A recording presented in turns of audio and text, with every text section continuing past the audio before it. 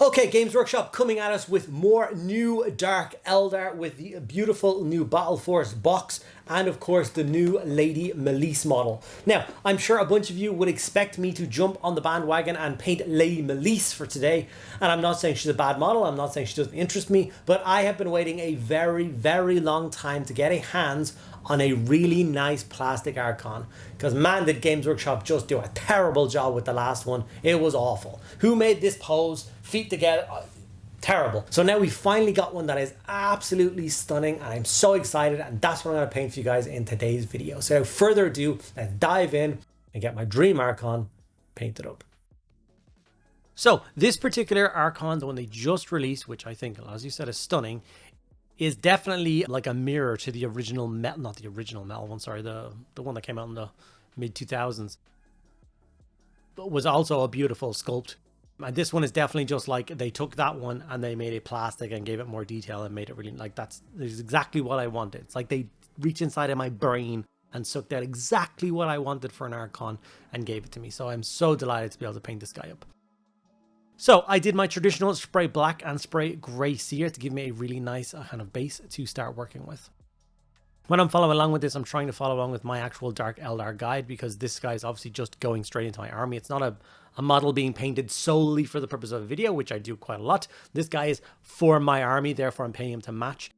So we'll have done a couple of videos on Dark Eldar schemes previously, and they'll basically match this guy. So it is a Black Templar contrast, which is what we start with. The reason we start with that is there's lots of like under parts on the armor that need to get kind of blacked out.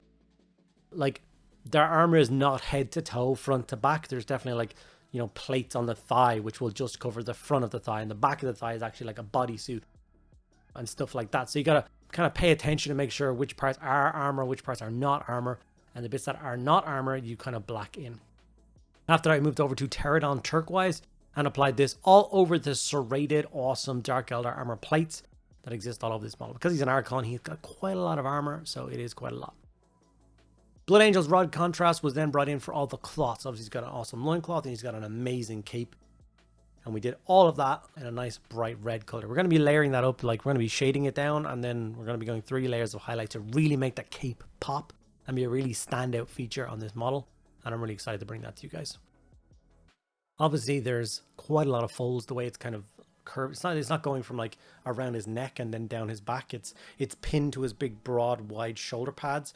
And then obviously the big kind of serrated trophy rack thing going down his back, it's pinned in the middle to there, which creates a whole bunch of like interesting folds in the cape, which make it a lot of fun to paint. Okay, he's wielding not a normal power sword or anything like that. This is a husk blade, which is made of some sort of crazy Xenos like bone. So I started with a very simple skeleton horde contrast paint and applied that all over that. I also at the same time did the horns coming out of his helmet in that color as well. Retributor Armor Gold was then done for the gold detail. So he's got a lot of cracked gemstones. These are soul stone gems he took from Eldar, his cousins, which he has killed, broken the gemstones to actually destroy their souls, feel their pain, which will rejuvenate and kind of settle him. It's a pretty grotesque thing that Dark Eldar do, considering they're basically doing it to their relatives. So all the kind of trim on those is gold, and then there's a bunch of other bits. Because this guy is such a high-ranking officer, he will have gold everywhere. Some silver is then introduced mostly for the other parts of the pistol. We did a lot of black on the pistol when we were doing the kind of first step. And then silver we brought in for the rest of it. There's like a spike coming out of his shoulder pad and lots of rings holding on like leather, and his cape onto his back and all that kind of stuff. So those are all the bits and pieces that we did in silver. When that was done, we null and oiled the whole model from very tippity top to very bottom. I made sure we got a nice clean coat of that. No pooling anywhere we didn't want it. And this just gonna add a really nice kind of really dark kind of tone to the whole thing. Set all the contrast so we're not gonna have any bits rubbing off. And give us a really nice base to actually start layering the model up and making it a little bit brighter. Obviously it's a dark, keyword dark Eldar. They come from Comero, which is about as gothic a city as you can imagine. So they're definitely not ones for lots of flashy color. So although we want to pump the armor up, we don't really want to go crazy with it. So we go for Sons of Horus green, and we're going to apply this in 2 thin coats across all of the armor panels. It's like a layering job, so you want to leave the recesses nice and dark. You need that null shade to do its work. And all the segmented plates, you want to leave the bits that separate them, that nice dark color, so it's more the kind of larger, flatter panels. that you want to hit with this. But Sons of Horus Green's quite a weak color, quite a weak paint. So 2 coats is required in order to get a nice smooth coat across that. Now in previous, painting tutorials for this particular Dark Eldar scheme, I left the armor at this stage. Well, with this, I wanted to push it a little bit further. I was never 100% satisfied with like just that tone of green across the whole army. So what I'm going to do is I'm going to just mix a touch of Ulthuan Grey into Sons of Horus Green.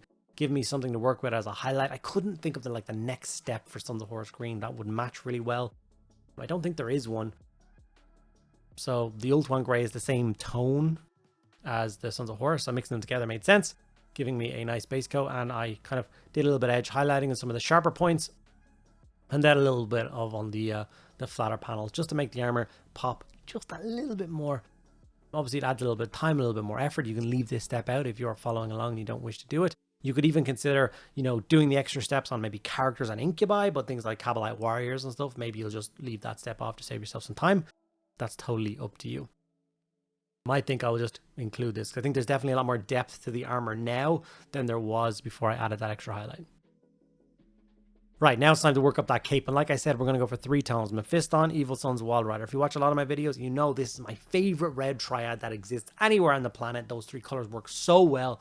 And I'm always happy and satisfied with the result when I do it. So Mephiston red, stage 1, going in for thing. Obviously, I'm going for all of the kind of high folds, if that makes sense. So where the fabric is folded, the bit that's kind of the most out, we will highlight the color there. And when the folds go deep into the crevices and the recesses, we're going to leave that nice and dark.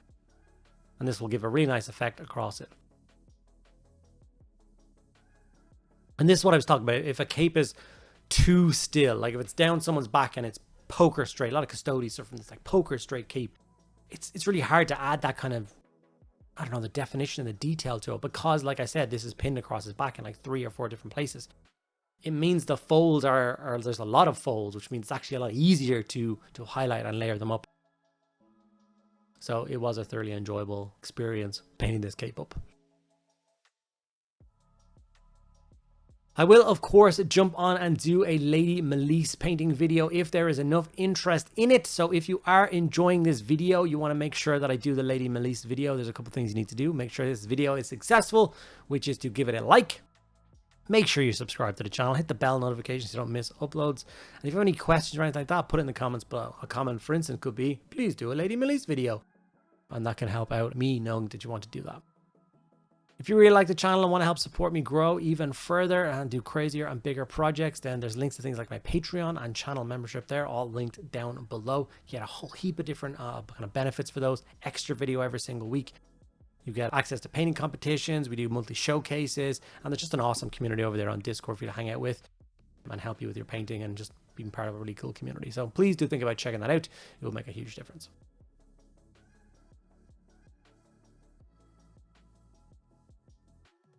Okay, right now I'm just blacking in all the bits I want to do that are like kind of gemstone-y. So all of the gemstones, we're just going to black in the actual stone themselves. There's a gem in the center of his head in the middle of that gold section. We're going to do that. And then we're also going to do the eye lenses as well. And we're going to layer up all those things in the same colors. We're going to be using like a blue color,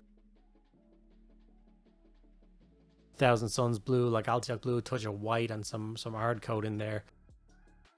Painting up gemstones is actually one of the videos I did on my Patreon last week. So if you want to check that out, like I said, link down below. Also, if you're interested in purchasing any of these miniatures, you want to save yourself some money, I have some affiliate links down below for if you're in Ireland, Underworld Gaming. If you're in the United Kingdom, make sure you check out Element Games. And if you're in the rest of Europe, do please check out My Hobby Space.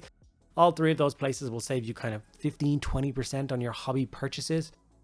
And if you lose my link that is down below, you will of course get a little kickback to the channel as well. So it helps us out and saves you money. So it's a win-win.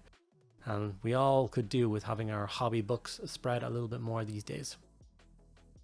Okay, you can see me now adding those blue kind of touches to all those gemstones. I got them like a dark one and I go like a medium one and do a dot of white, some hard coat. It's really cool and it gives you a really nice effect. Lead Belcher was then brought in and I layered up all the metallics. That is the silver parts on his pistol, spike on his shoulder pad, and then all of the gold trim and gold edges that go across the model as well. We're going to hit with a little bit of silver, adding some nice sharp highlights to those parts and making it pop. Look how good that cape looks from here.